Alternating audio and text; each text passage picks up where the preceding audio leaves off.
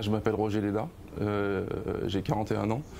Je joue dans le club de Meaux en basket fauteuil.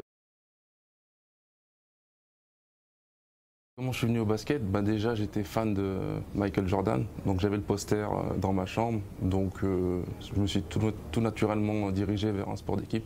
Et c'était 17 ans. C'est tard pour un basketteur. En fait, je me promenais dans la rue et puis il y a un coach qui m'a vu et qui m'a demandé s'il y avait une pratique sportive. Et puis je lui ai dit non et qu'il était intéressé de me voir à un entraînement. Donc je suis allé à l'entraînement et de fil en aiguille, j'ai fait tous les entraînements. Et j'ai commencé à avoir une licence sportive dans la Drôme, dans un tout petit club, en dernière division. Et petit à petit, changer de division, changer de club, pour finalement atterrir à Meaux en Seine-et-Marne, qui à l'époque était le meilleur club d'Europe. Les règles ne changent pas. Le terrain fait la même distance, les lignes de 3 points sont à la même distance, le panneau est à la même hauteur. La seule règle, c'est la règle du marché.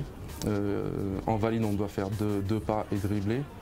Et en handi-basket, on doit donner 2 coups de roue et dribbler. Sinon, c'est considéré comme marché. Sinon, les règles sont exactement les mêmes. Avec le CS Meaux, j'ai gagné 2 Coupes d'Europe, 5 titres de champion de France et 5 Coupes de France.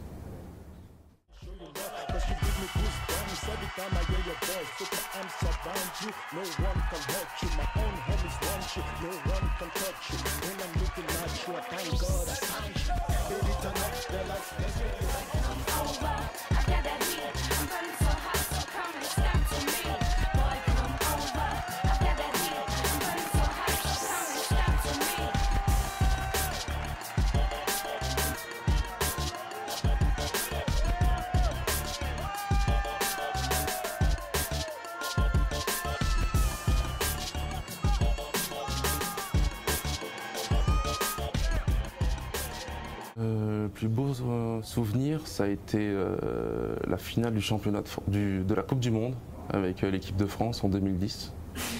Finale qu'on a perdue, mais qui reste quand même un très bon souvenir parce que personne n'attendait la France en finale. Donc c'est mon plus beau souvenir et c'est aussi mon plus difficile souvenir parce que c'est une finale. À l'âge de 2 ans, j'ai eu la polio à Madagascar. Et après, je suis venu avec mes parents pour me faire soigner en France. Et depuis cet âge-là, je me déplace en fauteuil roulant et en béquille. En fait, j'ai la chance de pouvoir me lever, de me mettre debout. Donc je ne suis pas tout le temps en fauteuil. Donc ça me facilite grandement la vie de me mettre debout, d'avoir les béquilles. Et la moitié du temps, je le passe debout en fait. Le fauteuil, c'est pour les grandes distances.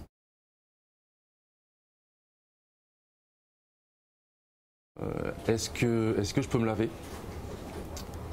Parce que les enfants ont du mal à s'imaginer un fauteuil roulant dans une douche ou à côté d'une baignoire.